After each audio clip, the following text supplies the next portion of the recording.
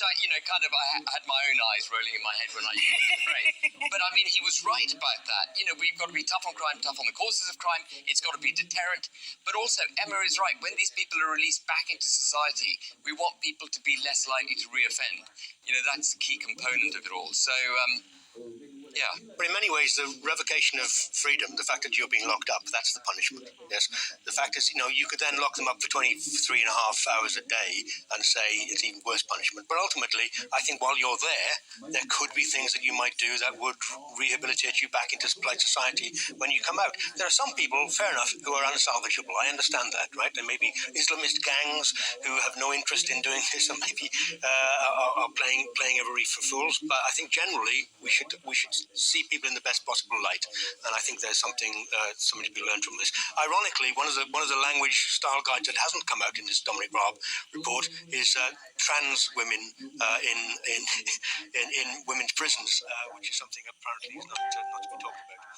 And it got its own style guide, and there are its own style guide for that kind of conundrum, I would suspect. I'm sure there's a dress code for that. Yes. I'm sure that there is. But no, I just think that, prison should be somewhere where it's so unenjoyable. The fact is, we talk about reoffending rates and stuff like that. Well, it's not that much of a deterrent then. Because if you're happy, if you've just gone through a long stretch, you get yourself back out, and then you're very, very quickly back behind bars again. It didn't deter you enough. But you know why the prison rates have fallen in the last 2 years? Because of COVID lockdown.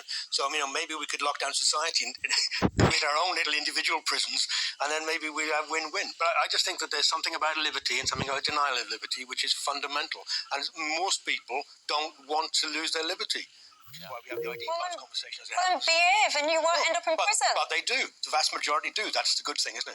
It should be a very tough experience. It should be an experience they shouldn't wish to repeat, but it should also be an experience from which they can learn and get back into society and be contributing members of society rather than disruptors. And isn't there a space between it being very tough and them not losing their humanity completely? And isn't that the space that we need to find? Yeah, a bit like a 19th century boarding school. Yeah, but hang on. I wouldn't know.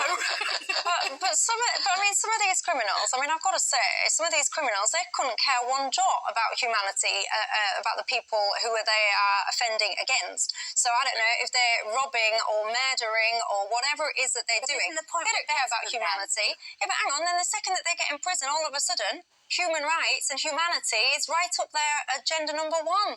No, it's our agenda. We make them live by our rules, and that includes having decent rules for how they live. But you're not doing a very good job of making them live by your rules, or else they wouldn't be breaking the law and murdering people and doing whatever it is that's got them in prison in the first place. Well, absolutely. Let's change lots of things in society. As a part of that, hopefully we will then end up with a much smaller prison population that we can then treat with humanity. I think crime will always be with us, as someone once said.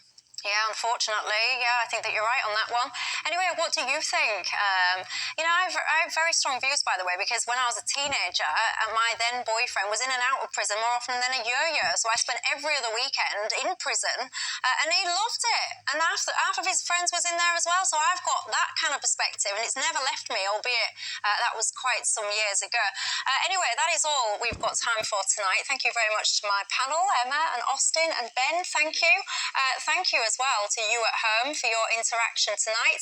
Lots of emails still coming in. Lots of you share my view on prisons. Got to be said there. Lots of you do not as well.